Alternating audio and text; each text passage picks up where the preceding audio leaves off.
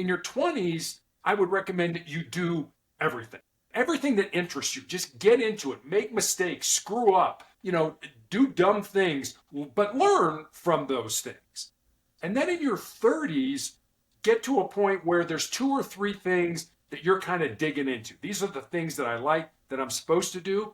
And then in your 40s, find that one thing, that thing in your heart, that thing in your soul that you're supposed to do. And he said, then in your 50s and 60s, you can reap the rewards from those decades.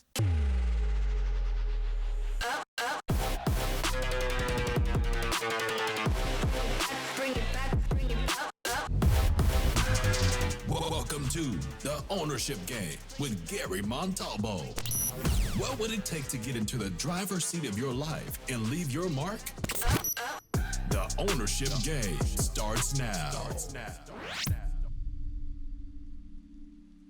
My guest today is Terry Tucker.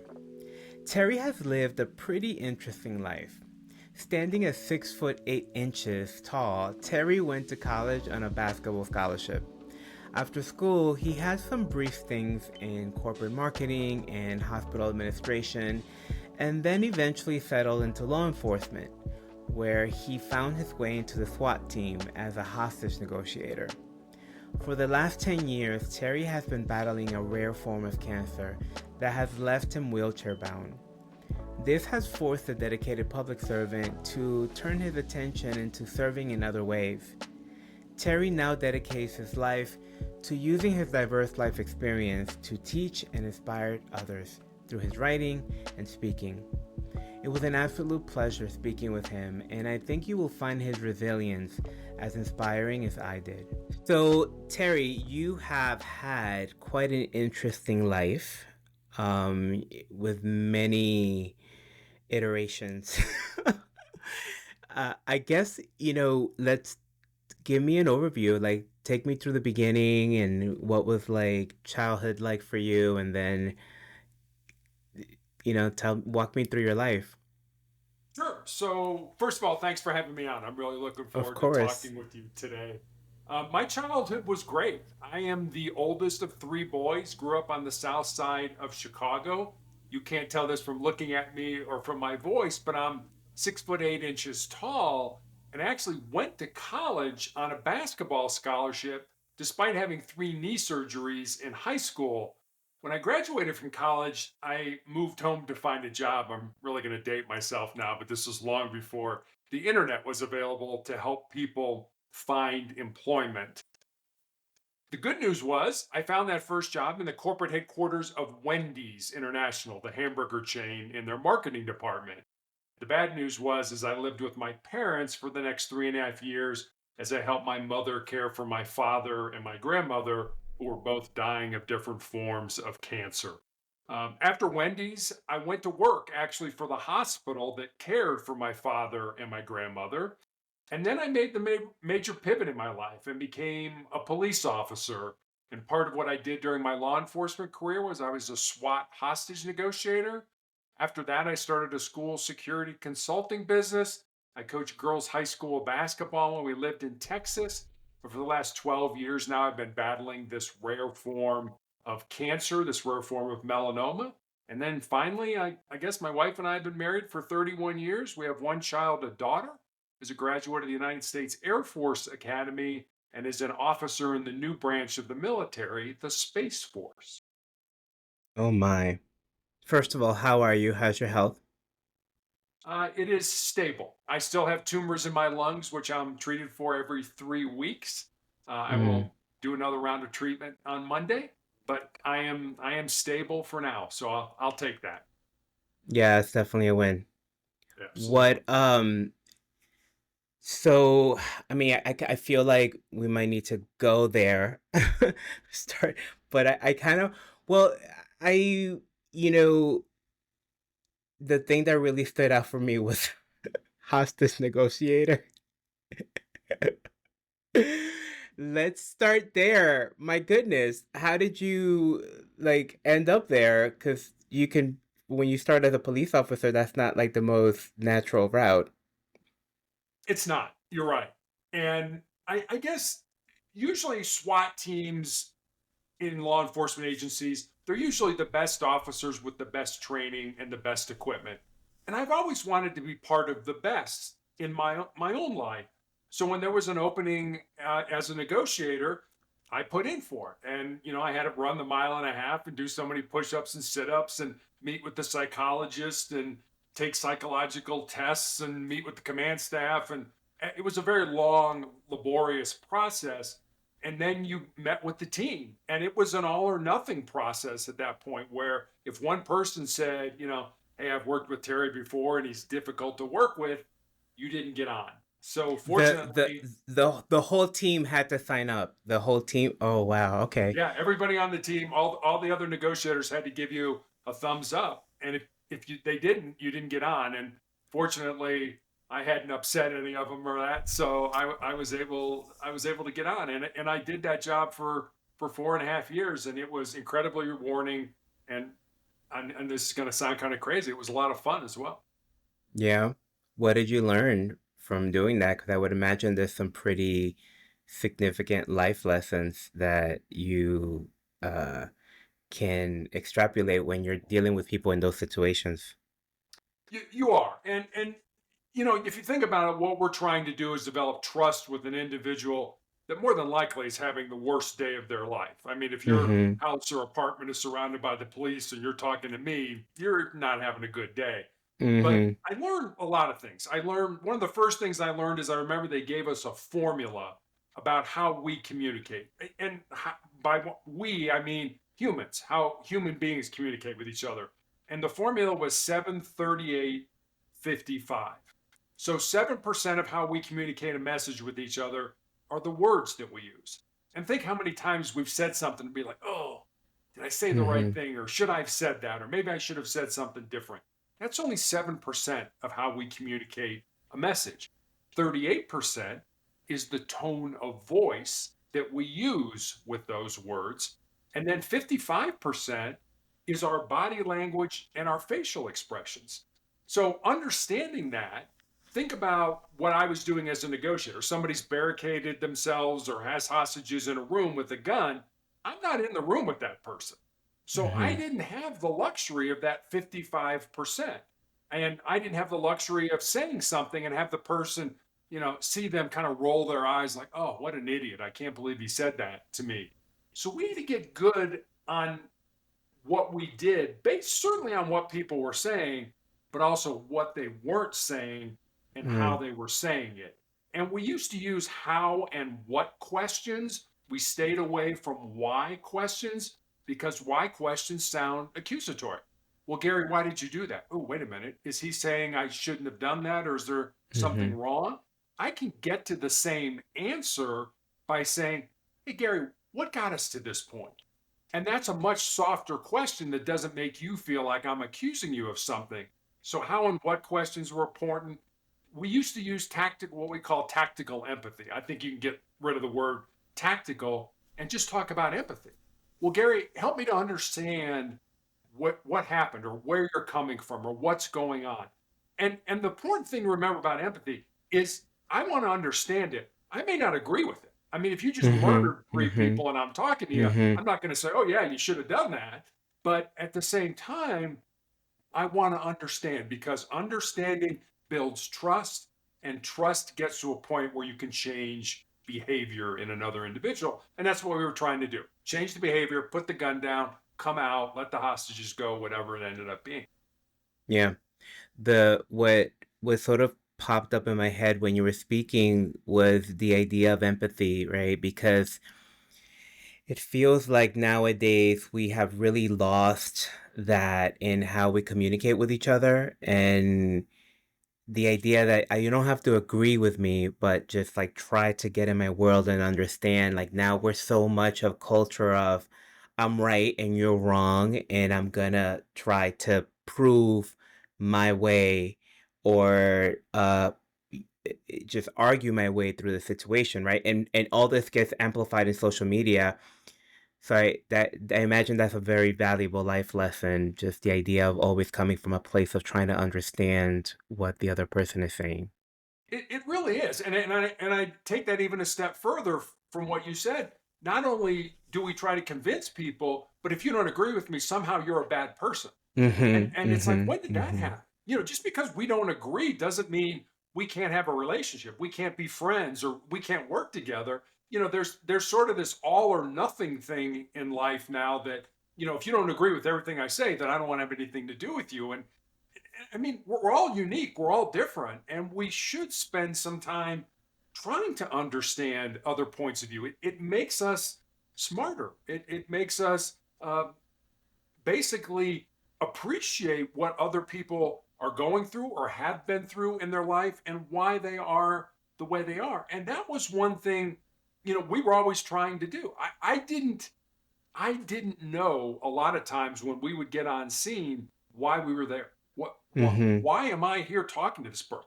I don't know. He's just got a gun and barricaded himself. So there were many times, and really what we were doing is when we're talking about relationships, the overarching theme in any relationship is trust. Can I trust you? Yeah. Can I trust you as a friend, as a spouse, as a colleague, as a somebody I work with? And I'm trying to build trust with another human being that I've never met before, that I don't understand their background. And as you mentioned, empathy does that. Empathy gets you to that point. The other thing that we were taught was to always use our curious voice. Well, what Mm-hmm. do you mean by curious voice, Terry? Well, that Mm-hmm. kind of every question we asked with that curious voice. And the other thing, and this is kind of funny because, like I said, we're not with the person that we're dealing with, is they always told us, smile.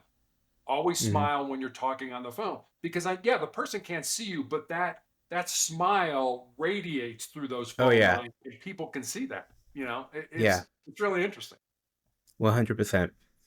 Okay, so you're doing this for 4 years. Sounds like you're having a really good time. Sounds like you're learning a lot of stuff. What I guess I'm curious as to what made you transition from there and what came next. Uh, what came next is I got promoted, and so really about 6 months after I got promoted to sergeant, my wife lost her job. And my wife has always been the primary breadwinner of our family.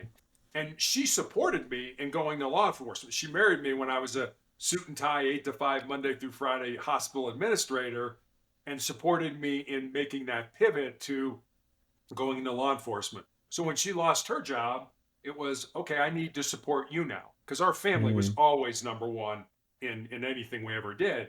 And yeah. she ended up taking a job in Houston, Texas. So we left Cincinnati, Ohio. And that's when I started my school security consulting business. And I was also coaching the high school girls basketball team that my daughter probably wouldn't say is that my dad was the coach of. So it was kind of a unique experience. There were several games where you need to go home with your mother because I'm going to say something that I probably shouldn't. So, When did you start writing? Because I know you also have one or two books, a few books. I have one book out. I wrote a chapter in a book that just came out a month and a half ago, and I'm working on my own second book right now. So Mm, I started writing really when I got cancer. I mean, yeah.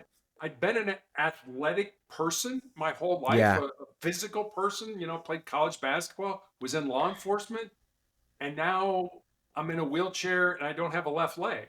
And so, how do you balance that? It's like when you can't do what you're good at, you do what's important. And writing is something I've always enjoyed, something I've always been interested in.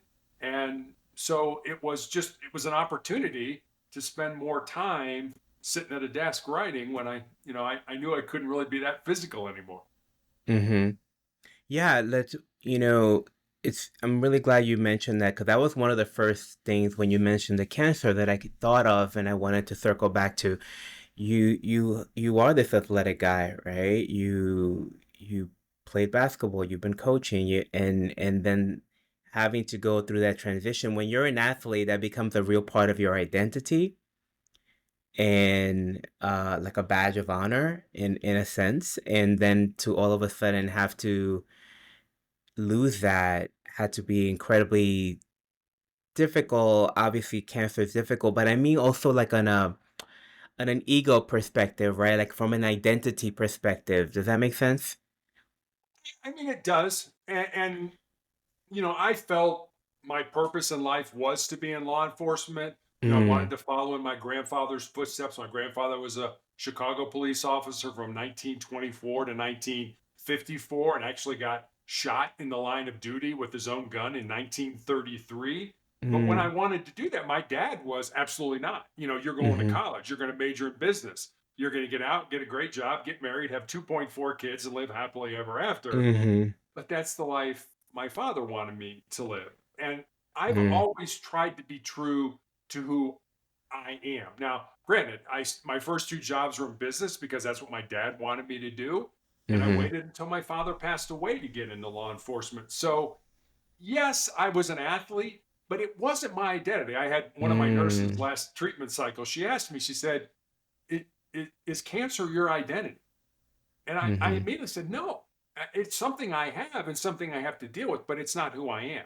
I mean, it mm-hmm, certainly has shaped me as an individual, but it's not who I am. Just as law enforcement wasn't who I was. Now, I'll be honest with you, there were people that I worked with that had been on the job for, 30, 40, 45 years as police officers and couldn't retire because mm-hmm, their entire identity was tied to that mm-hmm, gun and that badge and that authority.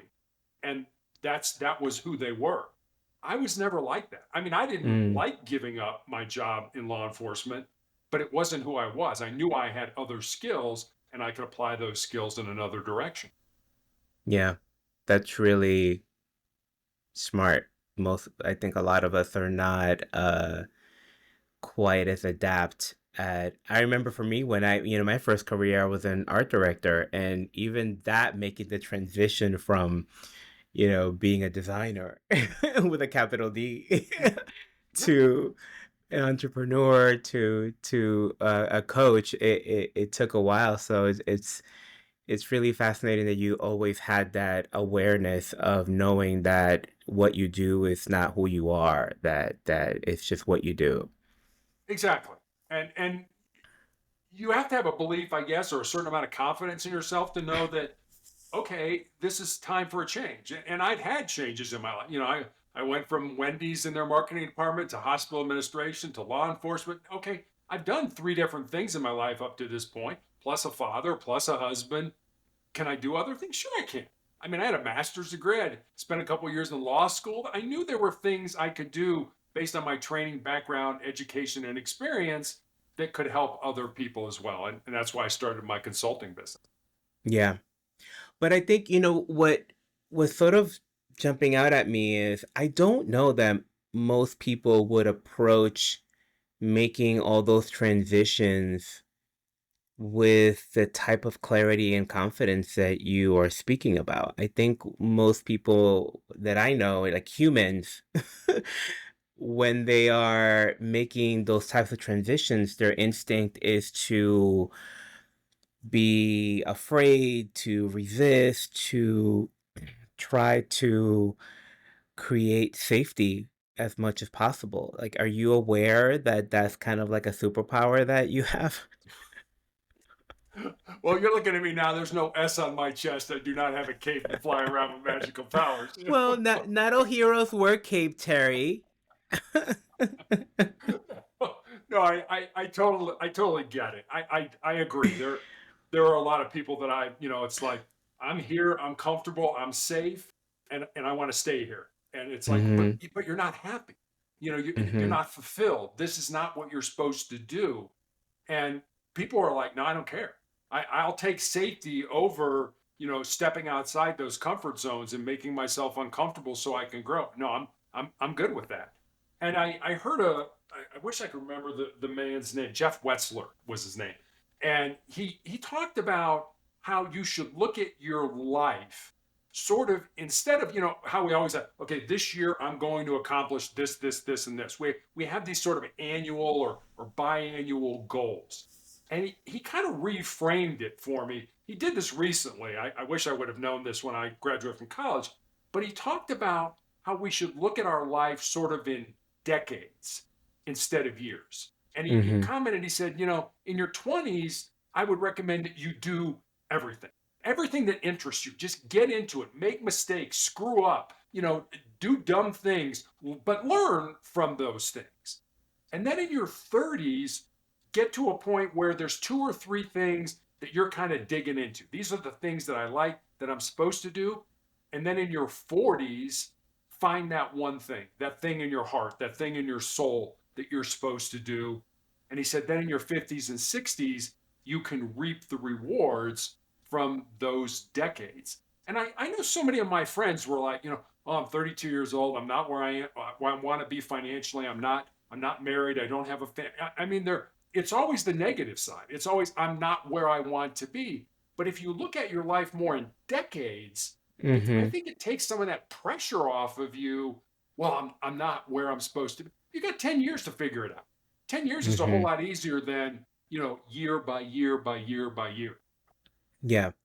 Yeah, and I think that it people try to skip the learning that comes from those periods of struggle, right? That there's a real growth that's happening if you let it, right? If you're kicking and screaming the whole time, then it actually delays the process, right? But if you just like really embrace the struggle and the journey, and you really ask yourself, what is this here to teach me?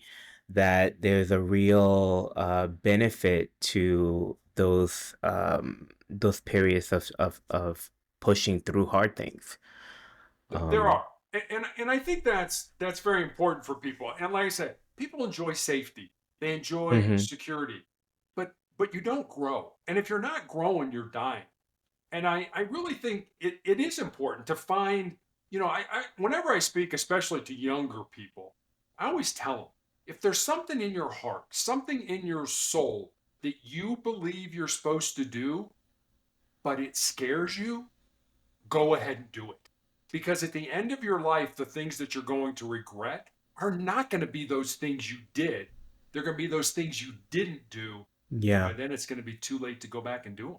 Great advice, youngins. Well, for anybody really. Okay, so I wanted to go back to your your journey of writing, and it really being birthed out of you trying to process your journey with cancer. Because I would imagine that there's a lot of lessons there that you've learned along the way as well. But I'm curious, how did you like talk to me about your process to start writing, right? Because you weren't a writer, you were starting this new craft. At the same time, you're dealing with shifting what you were able to do to now, what does life look like for you? And you're dealing with cancer. Talk to me about what was going on and how you used writing to support you through that. Yeah, I mean, people are like, well, you wrote a book, you're a writer. I'm like, no, I'm just a guy that writes. I think there's a big Mm-hmm. difference between a writer. I mean, that's somebody who's spent a lot of time doing it. And I find for me, and I think everybody should have some sort of a writing practice in their life. Mm-hmm. Because I know there have been times where people have said, well, what do you think about this? Whatever it is. And I don't really have an opinion because I've never really thought about it. And I find an easy way for me is to take a piece of paper and just start, okay, whatever the topic is, and the NIL and with the NCAA or something like that, and start writing it. And I think it provides me with clarity, I guess, as to how I feel about things if I can get it out on a piece of paper. And it's like, well, I don't know. I've never thought about this. Let me start writing stuff down and see how that feels. So that's kind of how I would start things. It's like, well, I don't know how do I feel about having cancer? How do I feel about I was given a death sentence in 2012. They said you'll be dead in 2 years. I'm like, well, you gave me a death sentence. Maybe I can turn it into a life sentence, along the way. And so I would just scribble. To be honest with you, I would just write stuff down, and then I wrote a book. Honestly, Gary, I never wanted to write a book, never expected to write a book. There's sort Mm-hmm. of an old joke that says when we talk to God, it's called prayer. When God talks to us, it's called schizophrenia. So God has never told me to write a book or anything. But I do believe what God did was put enough people in my path that kept Mm-hmm. making that same suggestion over and over and over. Mm, And I think I'm smart enough when that occurs to sort of perk up and be like, well, maybe I ought to pay attention to what's going on here. So that was kind of the book. And people are like, well, how did you write a book? I said, I was so dumb. I didn't even know how to write a book. So I made two rules for myself. I said, I will write at least a minimum of one page every day, except Sunday. I'll take Sunday off. And I will not edit anything until I have what I believe is a first draft. And so I would sit down mm, and I would write, and there were days I would write absolute garbage. Like I knew this would never make it into a book. It was terrible. But then the next day I would write maybe something that was better, and then maybe mm, something better, and then back to garbage. And so there was this sort of, you know, when I finally had a final draft, this weeding out. Okay, no, that's like, oh, the heck no, no way that's coming in. And so I had this manuscript, and I'm like, I don't know if it's any good. I don't know if it's mm-hmm. so. I sent it to a couple of my friends, and I said, I need brutal honesty. I need you to tell me this is the worst thing you've ever read, or you should move forward with it, or whatever it was. And fortunately, they were kind enough to tell me that I should move forward with it. So that's how I ended up writing a book. Mm. But there's so many good lessons in what you just shared that I want to um extrapolate. So first is something that I see you're really good at is answering the call. I find that mostly we we spend a lot of time trying to avoid the calls, Oh yeah, you know. And it is something we talk a lot about on the show here because obviously as the ownership game, you have to get an ownership when these calls show up, right? It's like the first step. And you seem to be really good at saying, I mean, you called it smart. Uh, I think it's also courageous. Um, but I also think it's intuition of saying, okay, this keeps showing up, right? Like this message, God, the universe, whatever belief system you subscribe to, keeps putting this idea in front of me, right? Keeps putting this suggestion in front of me. Let me take a step here. Let me answer the call. So you seem to be really, really good at that.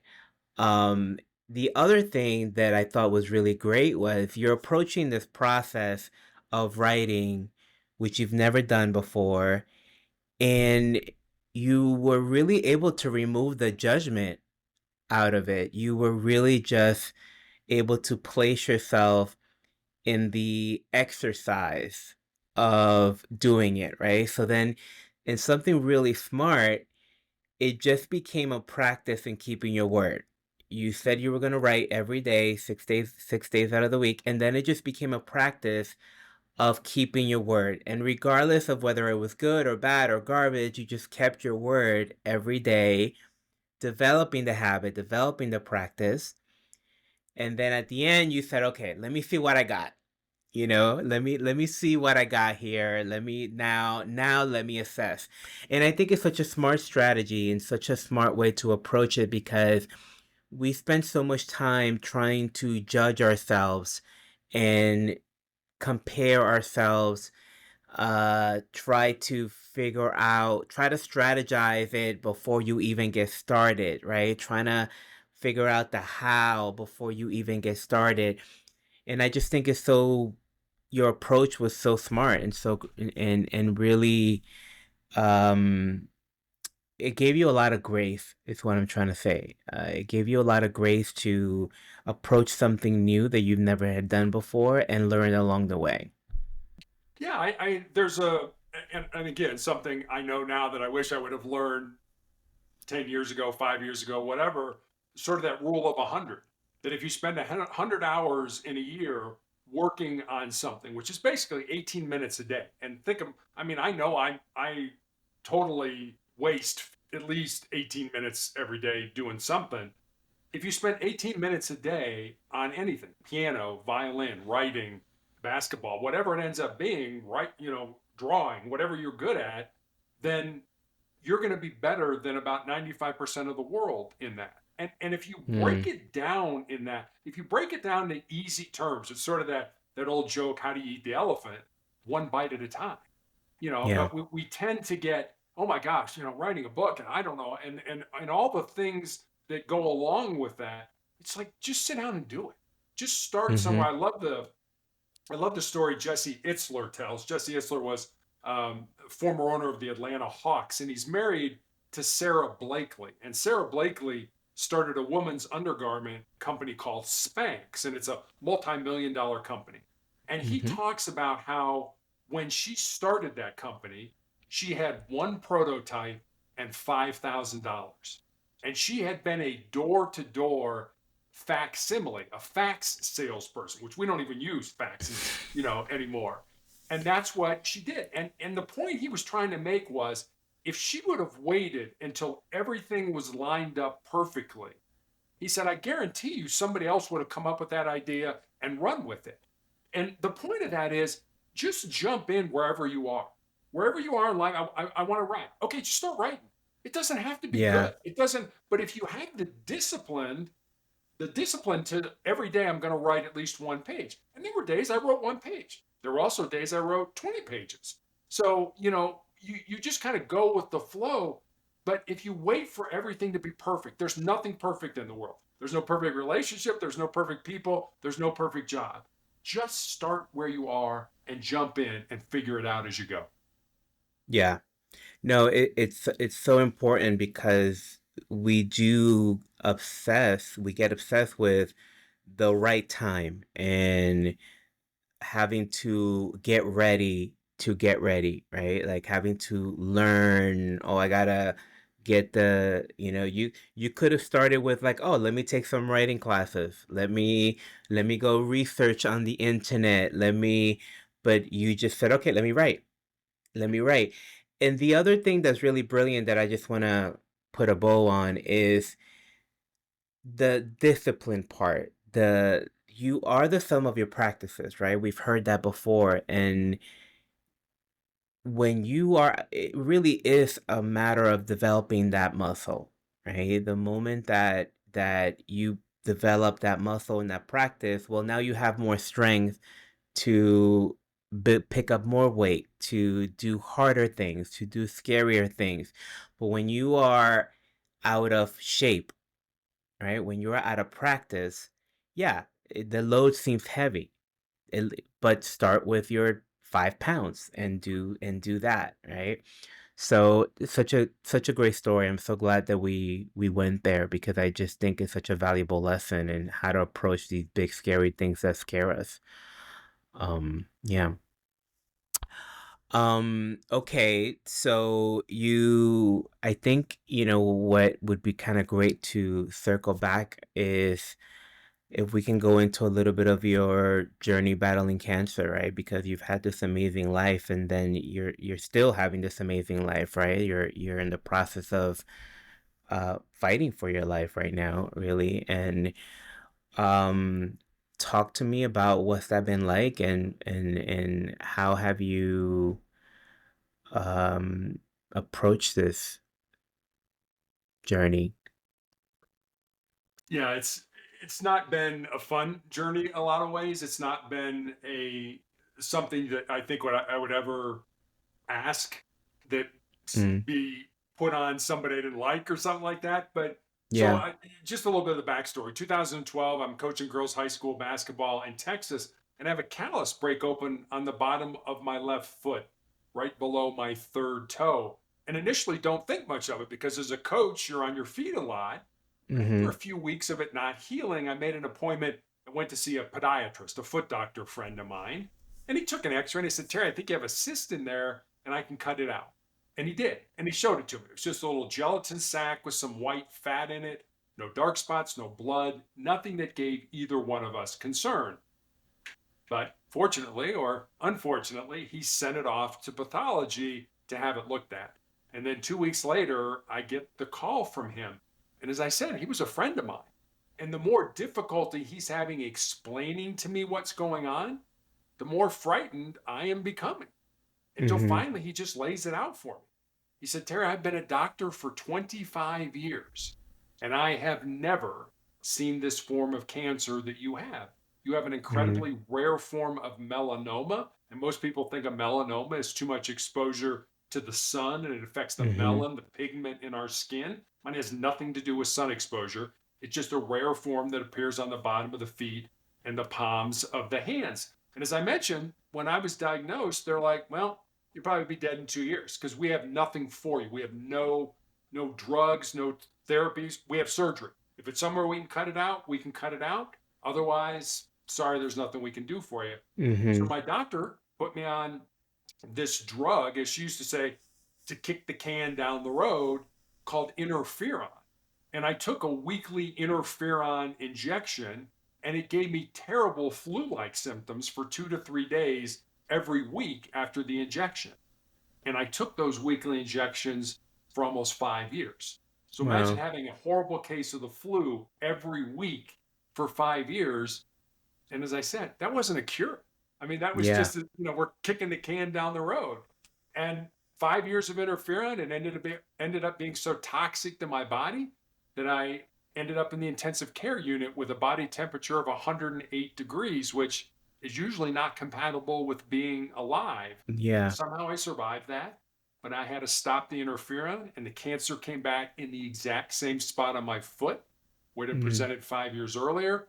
That necessitated the amputation of my left foot in 2018. Cancer worked its way up my leg. 2019, two more surgeries. And then in 2020, an undiagnosed tumor kind of in the bottom of my leg grew large enough that it fractured my tibia, basically broke my leg. And my only recourse, right in the middle of the COVID pandemic, was to have my left leg amputated above the knee. And I also found out I had these tumors in my lungs. And Gary, I know this sounds very dark and ugly, and it certainly has been. But I'll tell you two quick things that I've learned. Number one, Yeah. I really don't think you know yourself until you've been tested by some form of adversity in your life. And the second thing is, and this is going to sound kind of weird, cancer has made me a better human being. I mean, in a Mm-hmm. lot of ways, I'm grateful that I have this disease because it's really forced me to focus on the things that I feel are important in life. Yeah. Um, I mean, yeah, because that's the thing that I'm taking away with it from your share is you are facing all these grim situations, but you're really well, two things are jumping out. Number one is you're living a life of service, right? You're still uh figuring out how you can make the biggest difference while you're here, right? So you're still living your life full out in some way, right? And your attitude is it's pretty positive and outgoing for someone who's facing what they're facing. Um, so it's a pretty, I mean, is that something that is just naturally happening, or is that something that you're actively working on? I guess is what my question. I'm actively working on it. I don't want you or your audience to think that I don't have bad days. I Mm-hmm. do. I go to the hospital every 3 weeks now for an entire week, Monday through Friday. I have a terrible reaction to the drug that I'm on now, and then I Mm-hmm. get 2 weeks off. And honestly, Gary, I think I've done more living, and I've had a great life. Don't get me wrong. I think Yeah. I've done more living in the 12 years that I've been dying of cancer than I've Yeah. done in my entire life. And Mm-hmm. and it's really kind of focused my energy, focused my efforts on what I believe is important. And you mentioned service. I think service is incredibly important. And I'll I had started a speaking business just as COVID hit, and then I get this news about having to have my leg amputated, and like so many other people, like, well, it's COVID. How do I still deliver a message? How do I still try to help people? And somebody reached out to me and said, "Would you like to be a guest on my podcast?" And I said, "Sure. What's a podcast?" I literally I had no idea what a podcast was, and he explained it to me, and I said, okay, I'll try it. And Gary, I was terrible. I had post-it notes all around the camera. And, he would ask me a question. I kind of lean in and read one of the post-it notes. I provided no value at all to the people that were listening. But then I kind of stepped back and said, well, when I first started playing basketball, was I any good at it? No. First time I ever drove a car, was I any good at it? No. First time I ever cooked a meal, I think I burned the water. I mean, it was literally, I knew I could get better at it. And that's what I wanted to do. And so I listened to every podcast I've been on. I want to see how many times I use those filler words, or how many times do I have a better story for that to tell that point. Somebody once told me, never tell a story without making a point, and never make a Mm-hmm. point without telling a story. And so I try to find good stories that I can use for podcasts that will help people. And that, so it was really podcasting. I'm like, I didn't even know what a podcast was. And now, 4 years later, I've been a guest on probably 700 podcasts all around the world. Yeah. But it's the same approach you took to writing. It's you jump in, you keep doing it, and you develop the practice, and then you sort it out later, right? Like you stop and then you go back and you review the work. Mhm. It's such a good strategy. Um what are the I wanted to, as we wrap up, you develop the four truth. uh it's kind of your philosophy, and I think it'd be a great way to kind of wrap up all your life lessons. Sure. So, yeah, the four truths. And, I get the question, how did you come up with these four truths? The truth of the matter is that I was on a podcast called The Three Truths, and I needed to have my three truths. That was a podcast that forced me to sit down and spend some time of what is foundational for me, what is something that I can anchor my life to, that I know is important and that I know is going to stabilize me and not let me down. And so I came up with the three truths, and then I added the truth that is number three on this list now. But I'll give it to you. I have them on a post-it note here in my office, and so I see them multiple times during the day, and they constantly get reinforced in my mind. And the first one is control your mind, or your mind is going to control you. The second one Amen. is embrace the pain and the difficulty that we all experience in life, and use that pain and difficulty to make you a stronger and more resilient individual. The third one, and this is the one that I added, I look at kind of as a legacy type of truth. And it's this: what you leave behind is what you weave in the hearts of other people. And then the Mm, last one I think is pretty self explanatory. As long as you don't quit, you can never be defeated. And I look at these truths, I call them sort of the bedrock of my soul. I just think they're a good place to try to start to build a quality life off of. those are very, very, very good ones, my friend. Very good ones. Well, Terry, thank you so much for spending this time with us. I think you are a remarkable human being, and not just because you're, facing cancer, but it's just the way that you approach all of the changes, and the adversity. I think that people have a lot to learn from you and your ability to pivot and make the best in any situation, while giving yourself all the grace in the world while you're learning and not messing with yourself about it. Is I know that I'm walking away having learned something from you in that regard. So thank you so much for sharing so much of yourself so generously. Well, Gary, thank you very much for having me on. I really appreciate it. It was great talking with you today. All right, thanks, Terry. Clearly, Terry is not someone who's afraid of reinventing himself. He has proven this time and time again throughout his life. But reinventing yourself at the prime of your life and reinventing yourself in your later years while battling cancer and losing the ability to walk is a whole other thing entirely. The former is challenging enough for the average person, but the latter is just unthinkable to most. I think his ability and willingness to not see himself as fixed and pivot when he got the call is a superpower that can't be underestimated.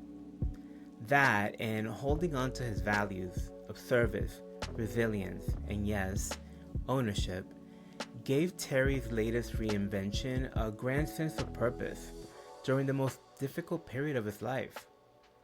This has allowed not just for his own growth and healing, but also the healing of so many who listen to his story. And I, for one, find myself really, really grateful for it. As always, thank you for joining us this week. If you found this episode valuable, please share it with 2 or 3 people who you think would really benefit from hearing Terry's story.